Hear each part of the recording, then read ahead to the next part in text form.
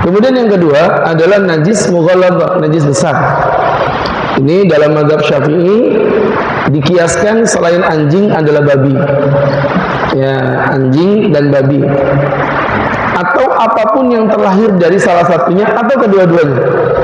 Ini misal contoh ya, saya nggak tahu. Misal contoh nanti ke depan dilakukan uji coba. Misalnya anjing dikawinkan dengan kambing, itu anaknya tetap najis. Ya, atau bahkan babi kawin sama anjing, punya anak namanya bajing, babi anjing begitu maksudnya kan. Jadi teman-teman yang berbahagia, maka anaknya pun najis mughalladhah.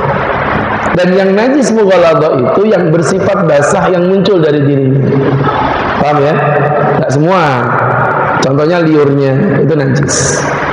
Apalagi yang basah, Pak, darah, nanah, spermanya anjing. Cuman ngapain juga Bapak pegang-pegang spermanya anjing? Ini mencurigakan ini ya. Spermanya, apalagi Pak yang basah, Pak? Air mata. Misal contoh ini anjing nangis melihat jemaah ngantuk, ustadznya ceramah teriak-teriak ya. Dia nggak tega, akhirnya si anjing ini menangis. Misal contoh. Maka air matanya ini pun najis mughalladhah. Nah, tidak sedemikian dengan bulunya. Ini kadang orang salah paham. Bapak mungkin tinggal di BDS 2 aman, nggak ada anjing-anjing liar. Ada di beberapa daerah itu yang mengeluhkan banyaknya anjing liar, seperti teman-teman kita yang ada di Gunung Dups Pertamina. Itu karena mereka dikelilingi hutan begitu. Jadi anjing-anjing hutan itu sering turun kalau malam itu, Pak. Sering keliling-keliling. Otomatis nyenggolin tembok, nyenggolin motor begitu. Nah, maka bapak-bapak yang berbahagia, yang dimuliakan Allah Subhanahu wa taala, itu tidak najis ya. Artinya, apakah motor saya harus saya cuci, Pak Ustaz? Dengan cara membersihkan najis mughalladhah kan nggak mungkin gitu ya.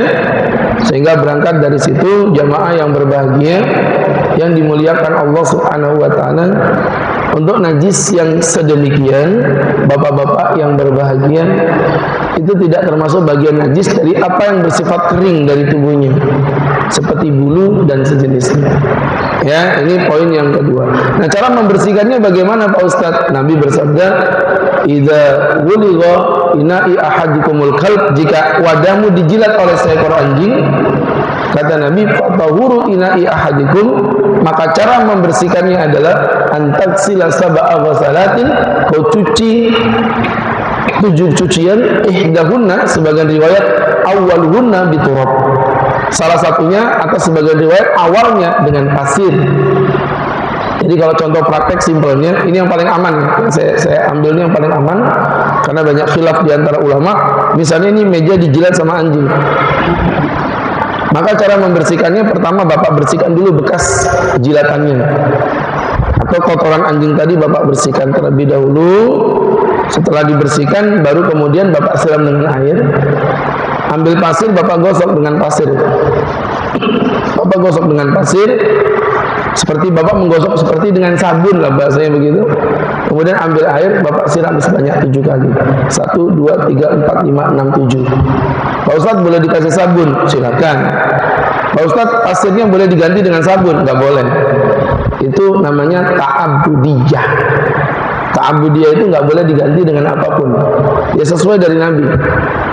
Sama kayak Assalamualaikum. Assalamualaikum itu, Pak, sebenarnya untuk laki-laki orang banyak, kum, yang pernah belajar bahasa Arab pasti paham itu. Itu domirnya, kata ganti kum, itu laki-laki banyak.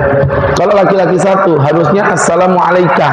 Ini kalau kita ngomong secara hukum bahasa ya, Assalamualaikum. Kalau perempuan satu, Assalamualaiki. Kalau perempuan banyak, Assalamualaikumna. Mestinya begitu. Tapi ternyata tidak.